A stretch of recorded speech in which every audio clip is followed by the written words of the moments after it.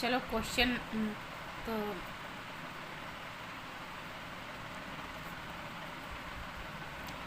तो हेलो दोस्तों, नमस्ते, नमस्कार। आप स्टार्ट हो जाते हैं। हमने इकोनॉमिक्स का वन चैप्टर कंप्लीट करा था, तो उसी से रिलेटेड कुछ क्वेश्चन है जो भाषा अर्थशास्त्र की परिभाषा एवं प्रकृति पर हैं। तो चलो स्टार्ट करते हैं। आ जाते हैं अपने वन क्वेश्चन पर। तो इसमें लिखा हुआ है कि जोखिम से बचने वाले व्यक्ति द्वारा जोखिम को न्यूनतम करने के लिए क्या उपाय है। इसमें ये क्वेश्चन आपका आया हुआ था NTA UGC नेट JRF में, ये 2020 में। तो चलो तो क्या है इसमें कि जोखिम से बचने के लिए, जोखिम से बचने वाले व्यक्ति द्वारा जोखिम को न्यूनतम करने के लिए क्या उपाय हैं। तो इसमें आ जाएगा संसाधनों का व्यक्तिकरण, नंबर दूसरे पर जोखिम घटना की बीमा। ये तीनों इनके उपाय हैं, संसाधनों का व्यक्तिकरण, वैविध्यीकरण और जोखिम घटना की सीमा और जोखिम घटना की जानकारी का मूल्य। चलो अगले क्वेश्चन पर आ जाते हैं। अगला क्वेश्चन क्या कह रहा है कि विभिन्न इच्छाओं से मुक्ति पाना ही आर्थिक समस्या है। ये कथन किसका है? ये कथन है प्रोफेसर JK मेहता का। किसने कहा था अर्थशास्त्र को कि जोखिम से मुक्ति पाना ही आर्थिक समस्या है? तो ये बोले थे प्रोफेसर JK मेहता, जो अर्थशास्त्री हैं। अगला क्वेश्चन है कि विभिन्न महत्व वाले लक्ष्यों की पूर्ति करने के लिए साधनों की दुर्लभता मानव आचरण की विभिन्न लक्ष्यों की पूर्ति करने के लिए साधनों की दुर्लभता मानव आचरण की एक सर्वव्यापी समस्या है। ये किसने कहा था? ये कौन अर्थशास्त्री थे? तो ये थे ये रॉबिन्स का है ये। अगला क्वेश्चन है कि अर्थशास्त्र की विकास केंद्रित परिभाषा देने वाले अर्थशास्त्र के विकास केंद्रित परिभाषा किसने दी है? तो ये आ जाएगा पॉल ए सैमुअल्सन की। अब आगे क्वेश्चन पर आ जाते हैं कि धन स्वयं एक लक्ष्य नहीं है। क्या नहीं है? धन स्वयं एक लक्ष्य नहीं है, ये लक्ष्य का एक माध्यम है और एकमात्र लक्ष्य मानव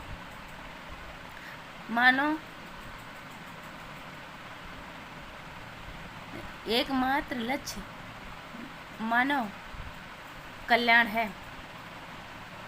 कि क्या किसने बोला कि धन स्वयं एक लक्ष्य नहीं है, यह लक्ष्य का एक माध्यम है और एकमात्र लक्ष्य मानव कल्याण है। यह कथन किसका था? यह कथन था मार्शल का। किसका था? मार्शल का। अगला रॉबिन्स ने अर्थशास्त्र की क्या परिभाषा दी है? रॉबिन्स ने बोला कि अर्थशास्त्र की दुर्लभता संबंधी परिभाषा किसने दी है? अर्थशास्त्र की दुर्लभता संबंधी परिभाषा किसने दी है? तो ये थे आपके रॉबिन्स। आगे क्वेश्चन देखते हैं। आगे क्या कह रहे हैं? आगे क्वेश्चन है कि अर्थशास्त्र में चयन की समस्या उत्पन्न होती है क्योंकि समस्या क्यों उत्पन्न होती है? क्योंकि साधनों के वैकल्पिक उपयोग होते हैं। साधनों के क्या होते हैं? वैकल्पिक उपयोग होते हैं। फिर है अर्थशास्त्र के अध्ययन की आगमन रीति का श्रेय दिया जाता है। किसको? अर्थशास्त्र के अध्ययन की आगमन रीति का श्रेय दिया जाता है किसे? जर्मनी के एक ऐतिहासिक विचारधारा को। किसको? जर्मनी के ऐतिहासिक विचारधारा को। अब ये है सूची फर्स्ट को सूची सेकंड से मिलाना है, लेकिन ये मिले हुए हैं। तो अब यहाँ पर ना आपको देखना है। तो ऑप्शन नंबर ए में क्या करें? आर्थिक विज्ञान की प्रकृति एवं महत्व पर निबंध किसने दिया है? ये भी रॉबिन्स ने दिया। सही है। पुस्तक के नाम है ये और ये लेखक के नाम है।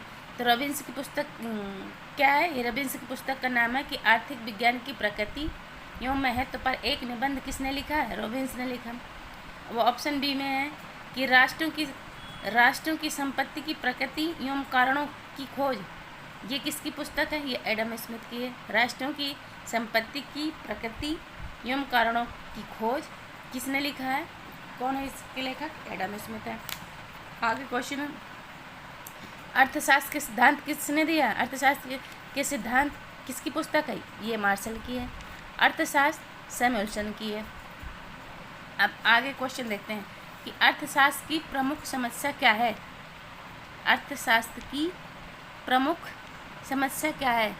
चयन, यानी कि अर्थशास्त्र में कहते हैं ना कि क्या उत्पादन करें, कैसे उत्पादन करें, क्या, तो इसमें ये अर्थशास्त्र की प्रमुख समस्या है चयन करने की। ठीक है।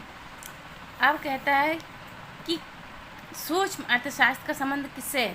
सूक्ष्म अर्थशास्त्र का संबंध किससे है? तो यहाँ पर वस्तु कीमत निर्माण सिद्धांत से है। वस्तु कीमत निर्धारण सिद्धांत से है। अगला क्वेश्चन है कि वह चर जिसको आर्थिक विश्लेषण में प्रवाह चर नहीं माना जाता, क्या है? कि वह चर जिसको आर्थिक विश्लेषण में प्रवाह चर नहीं माना जाता। तो ये क्या प्रवाह चर नहीं माना जाता? ये मुद्रा पूर्ति तथा सार्वजनिक ऋण। क्या है? मुद्रा पूर्ति एवं सार्वजनिक ऋण। अब अगला क्वेश्चन है कि मिश्रित अर्थव्यवस्था की मुख्यतः विशेषता क्या है? जो मिश्रित अर्थव्यवस्था है उसकी मुख्य समस्या क्या है? उसकी मुख्य विशेषता क्या है? तो मिश्रित अर्थव्यवस्था में जो सार्वजनिक क्षेत्र तथा निजी क्षेत्र का सह अस्तित्व होता है। मतलब मिश्रित अर्थव्यवस्था में दोनों क्षेत्र होते हैं, सार्वजनिक क्षेत्र और निजी क्षेत्र, ये दोनों साथ साथ काम करते हैं। अब आते हैं कि समष्टि अर्थशास्त्र का संबंध किससे है? समष्टि यानी संपूर्ण अर्थशास्त्र। बिल्कुल सिंपल सा क्वेश्चन कि समष्टि अर्थशास्त्र का संबंध किससे? तो समष्टि मतलब समष्टि मतलब सब पर, यानी संपूर्ण अर्थव्यवस्था से है। किससे है? संपूर्ण अर्थव्यवस्था से है। अगला क्वेश्चन क्या कह रहा है कि किसी वस्तु की पूर्ति से बोध होता है। किसी वस्तु की पूर्ति से क्या बोध होता है? तो समय की प्रति इकाई पर मूल विशेष पर विक्रय हेतु प्रस्तुत वस्तु की मात्रा का। क्या? किसी वस्तु की पूर्ति से बोध होता है, क्या बोध होता है? कि समय की प्रति इकाई पर मूल विशेष पर विक्रय हेतु प्रस्तुत वस्तु की मात्रा का। अगला क्वेश्चन है कि अर्थशास्त्र की परिभाषा के लिए दो मत हैं। कौन कौन से? एक भौतिक एवं साधनों की दुर्लभता। अर्थशास्त्र की परिभाषा के लिए दो मत, कौन कौन से दो मत हैं? भौतिक एवं साधनों की दुर्लभता। अब अगले उसमें आ जाते हैं।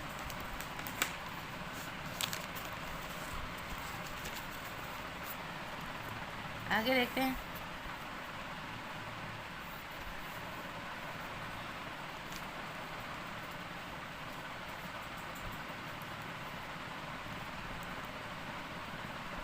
तो इसमें क्वेश्चन आपको बोल रहा है कि पूंजीवाद से अभाव होता है किसका? पूंजीवाद में ना निजी क्षेत्र होता है। पूंजीवाद में निजी क्षेत्र होता है जिसमें किसका अभाव होता है? सरकारी नियंत्रण का। यानी पूंजीवाद में सरकार का नियंत्रण नहीं होता है। समाजवादी समाज में होता है। समाजवादी समाज में क्या होता है? योजना होती है। ठीक है। आगे है कि अर्थशास्त्र में धन माना जाता है किसको? अर्थशास्त्र में धन किसको माना जाता है? आभूषण को। किसको? आभूषण को। अब यहाँ एक क्वेश्चन है कि एक सिद्धांत है क्या? एक प्रमाणिक परिकल्पना। एक प्रमाणिक परिकल्पना। अब बंद अर्थव्यवस्था वह है। बंद अर्थव्यवस्था क्या है?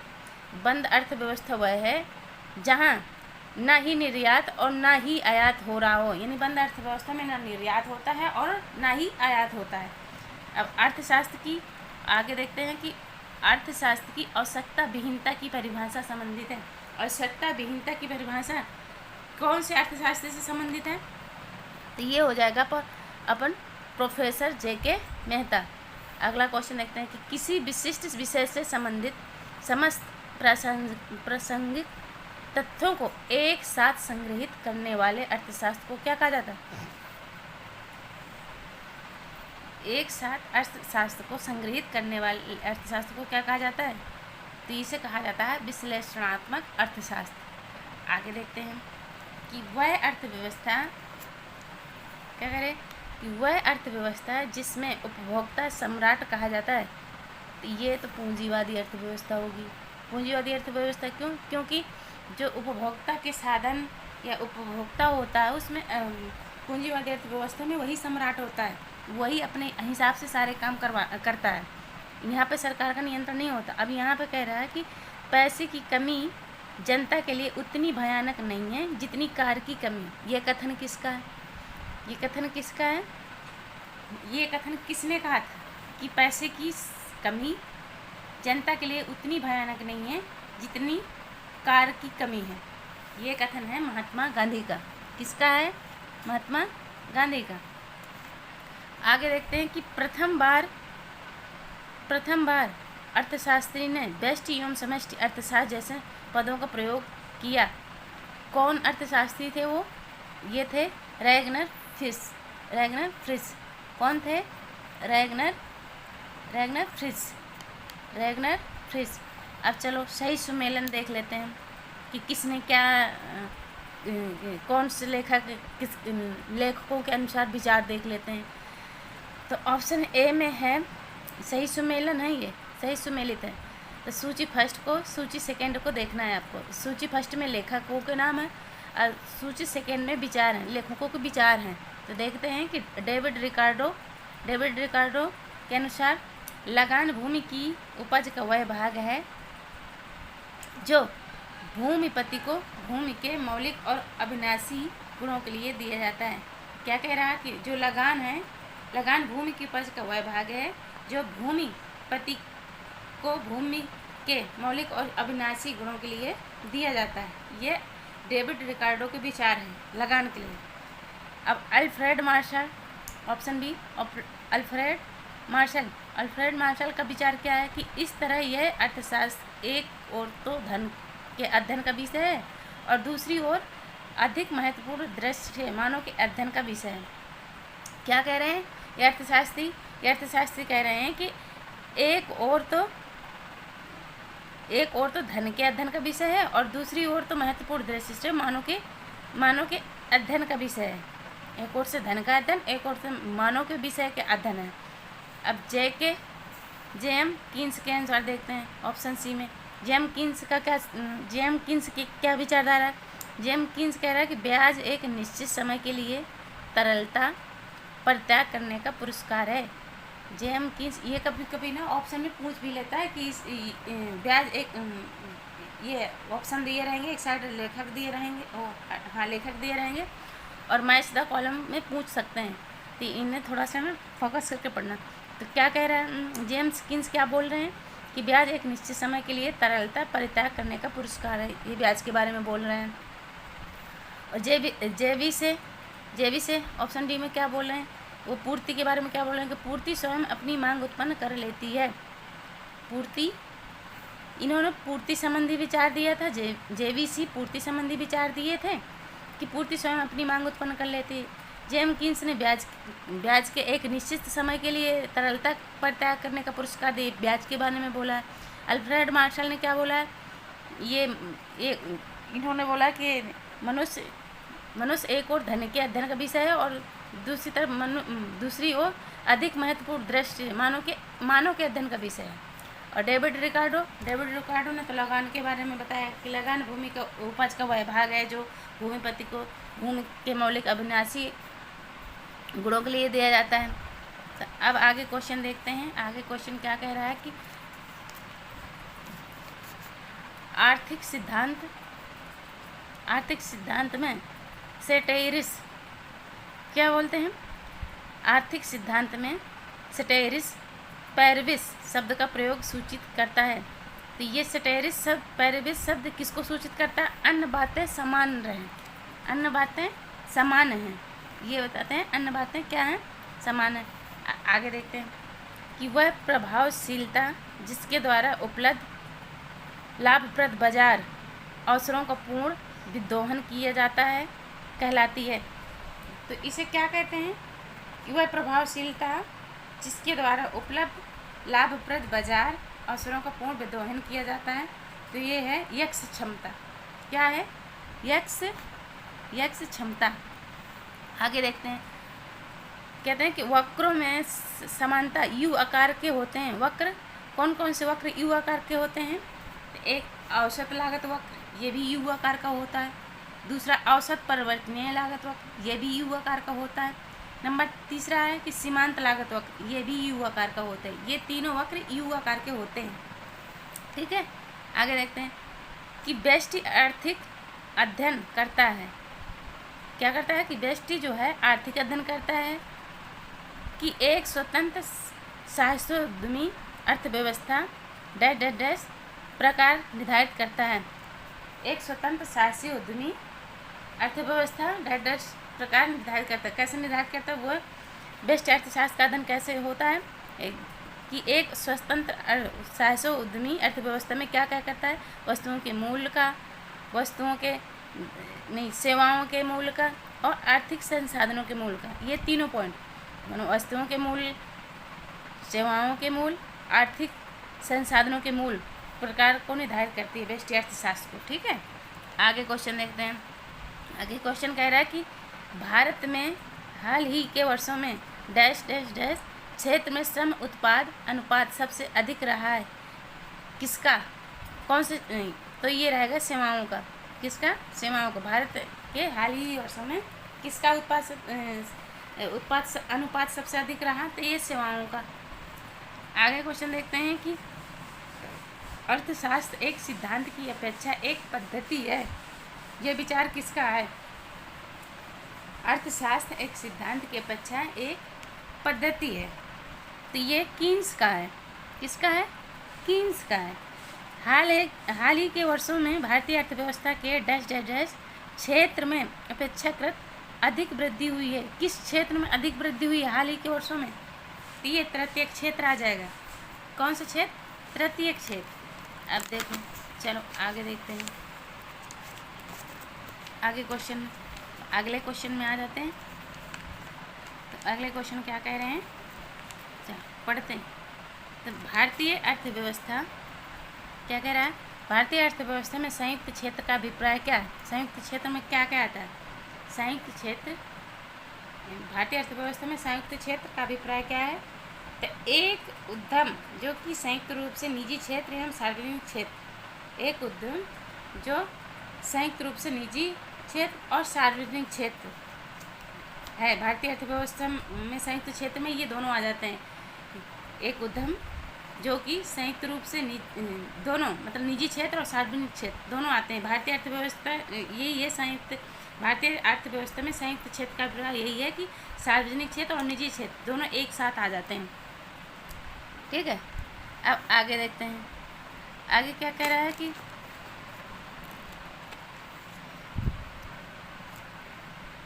कह रहा है inquiry into the nature and causes of the wealth of nation के लेखक कौन है?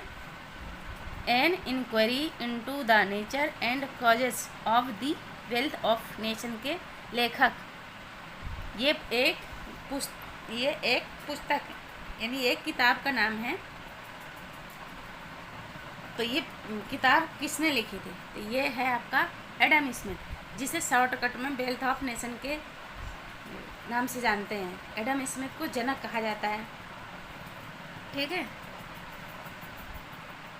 अब आगे देखते हैं कि मूल आर्थिक क्रिया है। मूल आर्थिक क्रिया क्या है? उपभोग। क्या है? उपभोग है। मूल आर्थिक क्रिया क्या है? उपभोग है। अब आगे देखते हैं कि उत्पादन के साधन नहीं है। उत्पादन के साधन क्या नहीं है? मुद्रा उत्पादन का साधन नहीं है। भारतीय अर्थव्यवस्था से संबंधित लक्षण। भारतीय अर्थव्यवस्था से संबंधित लक्षण यानी विशेषताएं क्या हैं? क्या लक्षण है? तो आपको देखना है अब आगे क्या क्या नहीं है, क्या क्या संबंधित है लक्षणों में से। तो नंबर 1 पर आ जाएगा। नंबर 1 पर असंतुलित व्यावसायिक ढांचा है। हमारी जो भारतीय अर्थव्यवस्था की जो लक्षण है वो है कि असंतुलित व्यावसायिक ढांचा, मतलब जो व्यावसायिक ढांचा है वो असंतुलित है। नंबर 2 पर जनसंख्या का भारी दबाव, यानी जनसंख्या बहुत अधिक है जिससे भारतीय अर्थव्यवस्था पीछे हो जा रही है। विदेशी सहायता पर निर्भरता, हम भारतीय अर्थव्यवस्था विदेशी सहायताओं पर ज़्यादा निर्भर है। और प्रति व्यक्ति आय निम्न होना, इसमें प्रति व्यक्ति आय भी निम्न है। और नंबर 5 में है बेरोजगारी की समस्या। बेरोजगारी की समस्या भी बहुत अधिक है। ठीक है, आगे देखते हैं कि अर्थशास्त्र साधुओं के मध्य तटस्थ रहता है। यह विचार प्रकट किया है। ये किसने प्रकट किया है कि अर्थशास्त्र साधुओं के मध्य तटस्थ रहता है? ये रॉबिन्स ने। किसने? रॉबिन्स ने। आगे देखते हैं कि अर्थशास्त्र प्रारंभिक तौर पर अध्ययन करता है। अर्थशास्त्र प्रारंभिक तौर पर किसका अध्ययन करता है? धन का। किसका? तो धन का अध्ययन करता है। अब कहता है कि अब आगे क्वेश्चन देखते हैं कि अर्थशास्त्र की व्याख्या करते हुए डैश डैश ने कहा है कि यह जीवन के साधारण व्यापार में मानव जाति का एक अध्ययन है। ये किस अर्थशास्त्री ने कहा कि अर्थशास्त्र मानव जाति का अध्ययन है? मानव जीवन के साधारण व्यापार में मानव जाति का एक अध्ययन है। तो इसे मार्शल ने कहा था। अब आगे देखते हैं कि अर्थशास्त्र चुनाव का विज्ञान है। ये कथन किसका है? ये विचार किसने दिया था? तो ये रॉबिन्स का है। किसका है? रॉबिन्स का। अब कहता है अर्थशास्त्र की वह परिभाषा जिसके लिए उसे घड़ित विज्ञान कहकर आलोचना की गई है। अर्थशास्त्र की वह कौन सी परिभाषा है जिसे घड़ित विज्ञान कहकर आलोचना की गई? तो अर्थशास्त्र धन का अध्ययन है। इसे घड़ित विज्ञान कहकर भी आलोचना की गई है। आगे देखते हैं कि व्यापार आर्थिक वृद्धि का इंजन है, प्रतिपादन है। इसके प्रतिपादन कौन है? ये किसका प्रतिपादन है? ये किसने विचार दिया था कि व्यापार आर्थिक वृद्धि का इंजन है? इसे एडम स्मिथ ने दिया था। आगे देखते हैं इच्छा विहीनता का सिद्धांत किसने प्रतिपादित किया था? ये ना ऑप्शन में पूछ लेते हैं ए बी करके कि इच्छा विहीनता का सिद्धांत किसने दिया? व्यापार आर्थिक वृद्धि का इंजन है। अर्थशास्त्र के जनक कौन है? एक चक्रीय मॉडल में वास्तविक चर क्या है? ऐसे करके कि अर्थशास्त्र चुनाव का विज्ञान है, ये किसने कहा था? ऐसे करके पूछ लेते। तो आप ना थोड़ा सा ध्यान से पढ़ना। ठीक है, आगे देखते हैं। आगे कह रहा है कि इच्छा विहीनता का सिद्धांत किसने प्रतिपादित किया था? तो प्रोफेसर जे.के. मेहता हैं आपके। आगे देखते हैं कि अर्थशास्त्र का जनक किसे मानते हैं? अभी बताया था मैंने, एडम स्मिथ को। एक चक्रीय मॉडल में वास्तविक चर है। एक चक्रीय मॉडल में वास्तविक चर क्या है? तो यहाँ उत्पादित वस्तुएं एवं सेवाएं दोनों तथा साधनों को जो प्रयुक्त होते हैं, कौन कौन से? उत्पादित वस्तुएं एवं सेवाएं दोनों हैं चर में। ठीक है, आगे देते हैं कि स्वतंत्र होते समय भारत ने डैश डैश डैश चुनी थी। जब हमारा भारत स्वतंत्र हुआ था उस समय कौन सी अर्थव्यवस्था को भारत ने चुना था? ये पूछ रहा है। तो स्वतंत्र होते समय भारत ने मिश्रित अर्थव्यवस्था को चयनित किया था। किसका चुनाव किया था? मिश्रित अर्थव्यवस्था। अब संतुलन की अवधारणा की क्वेश्चन देख लेते हैं। क्या है संतुलन की अवधारणा? तो प्रिपरेशन ऑफ इक्विलिब्रियम।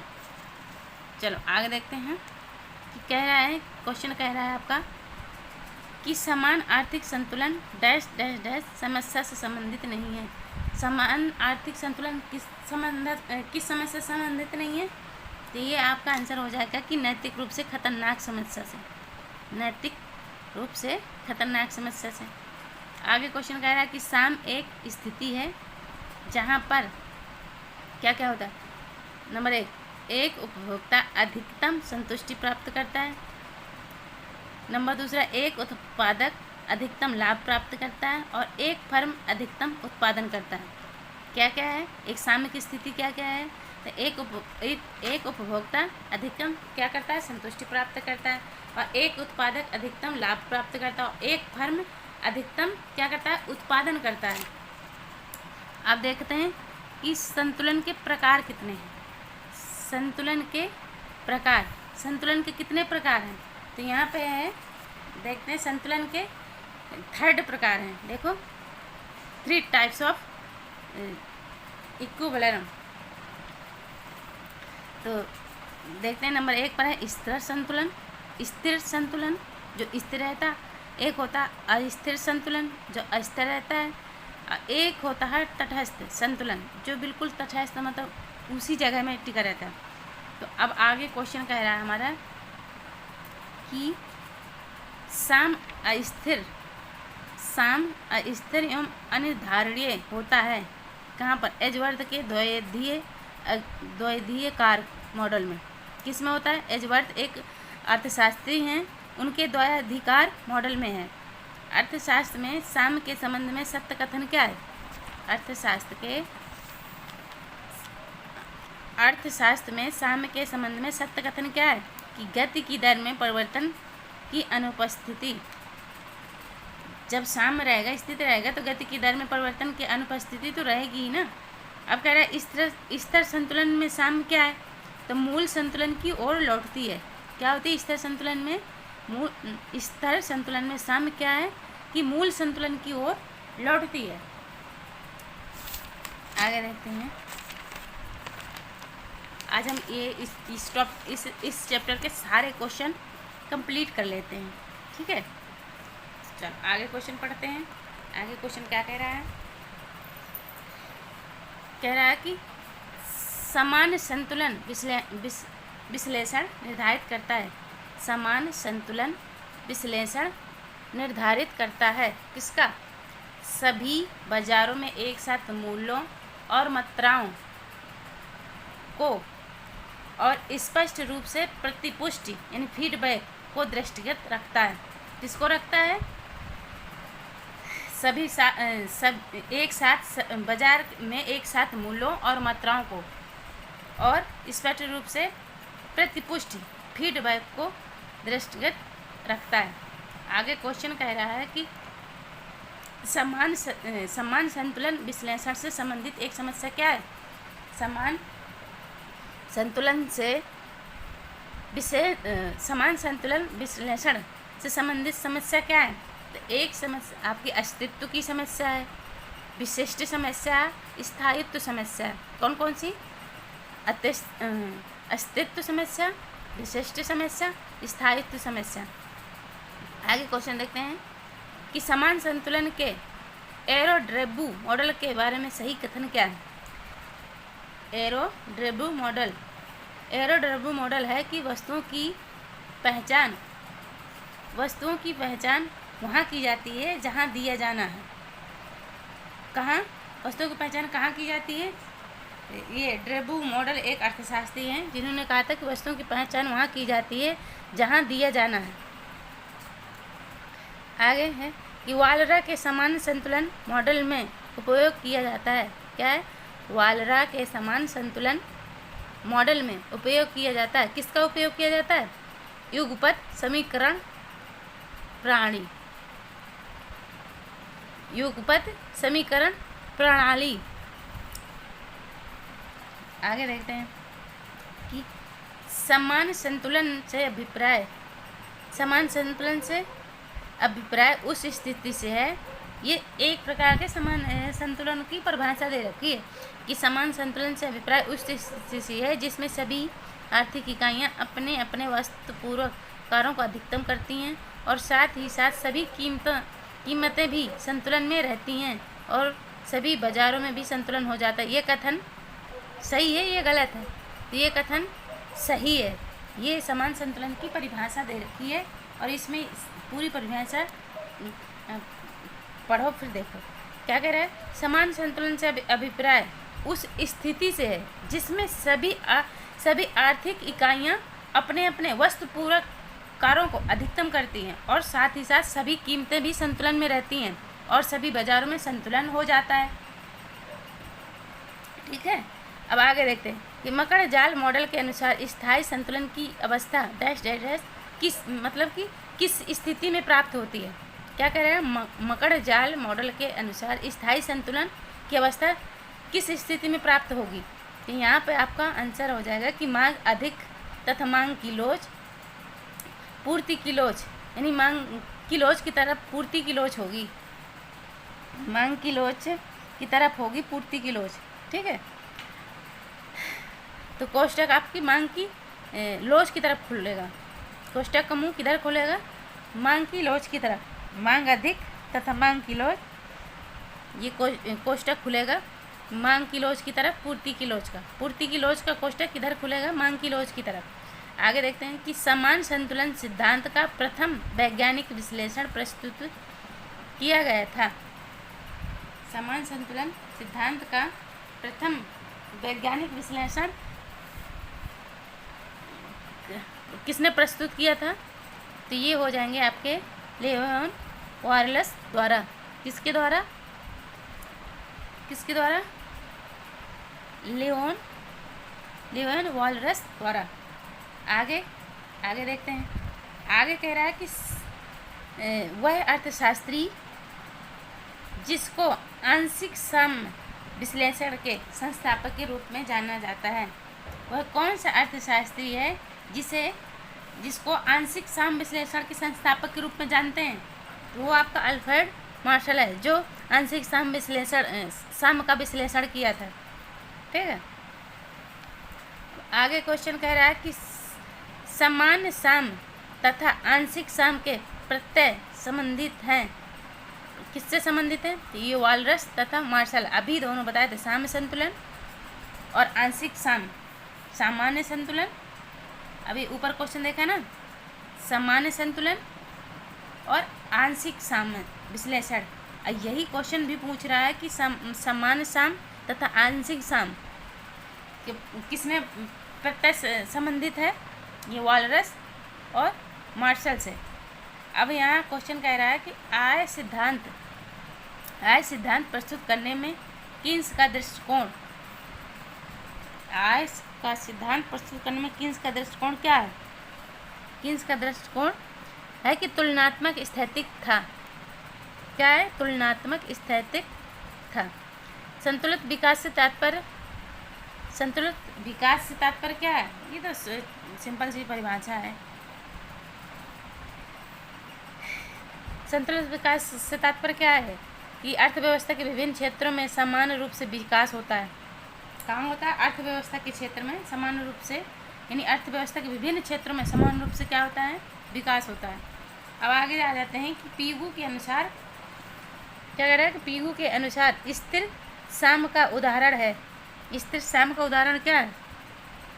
पीगू के अनुसार स्थिर साम का उदाहरण है कि भारी पेंदी वाला जहाज। क्या है? भारी पेंदी वाला जहाज। अर्थशास्त्र में साम्य फर्म की अवधारणा का प्रतिपादन किसने किया था? अर्थशास्त्र में साम्य फर्म की अवधारणा का प्रतिपादन किसने किया था? ये आपके हैं पीगू। कौन है? पीगू भाई साहब। पीगू ने अर्थशास्त्र के साम्य फर्म की अवधारणा दी थी। अब साम्य से अभिप्राय क्या है? अब साम्य को हम जान लेते हैं कि साम्य है क्या।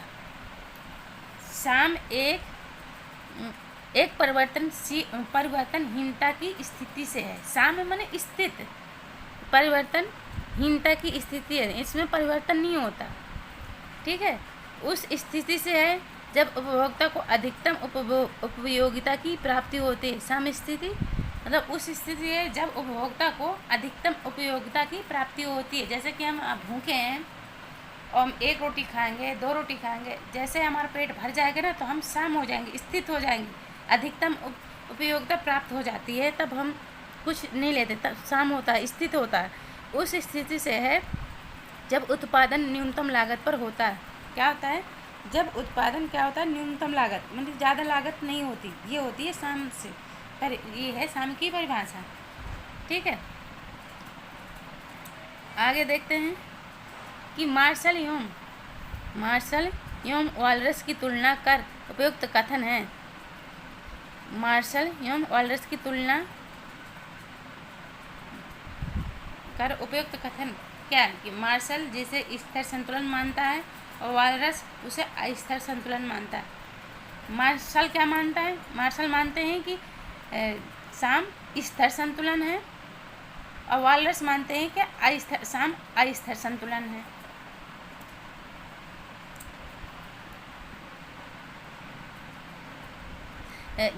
अब यहाँ देखते हैं कि वह समीकरण जिसको वालरस का नियम कहते हैं। वालरस का नियम किसे कहते हैं? ये समीकरण आपका देख लो, ये कोष्टक P1S1 बराबर कोष्टक P1D1, यहाँ बराबर 1 हो जाएगा, यहाँ भी बराबर 1 हो जाएगा। ठीक है। आगे देखते हैं कि मांग एवं पूर्ति वक्र का विच्छेदन बिंदु निर्धारित करता है। मांग एवं पूर्ति वक्र विच्छेदन बिंदु निर्धारण करता है। कौन सा विच्छेदन बिंदु? कीमत, संतुलन कीमत, मांग तथा आपूर्ति सभी का।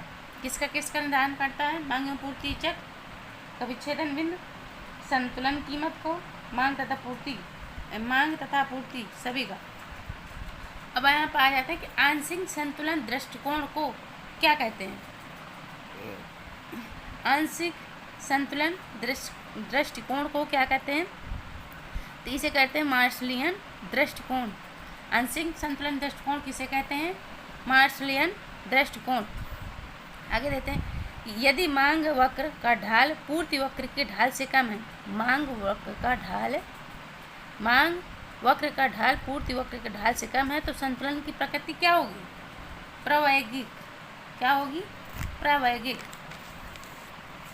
तो चलो अब ये अपना क्वेश्चन अब हमारे हो गए समाप्त। वन लेसन के क्वेश्चन आंसर समाप्त हो गए। अब हम अगला लेसन जब पढ़ेंगे तो वो पढ़ेंगे मांग विश्लेषण। अगला चैप्टर है आपका मांग विश्लेषण। मांग क्या है? ठीक है, तो थैंक यू, धन्यवाद। प्लीज़ अपना सपोर्ट ज़रूर बनाए रखें।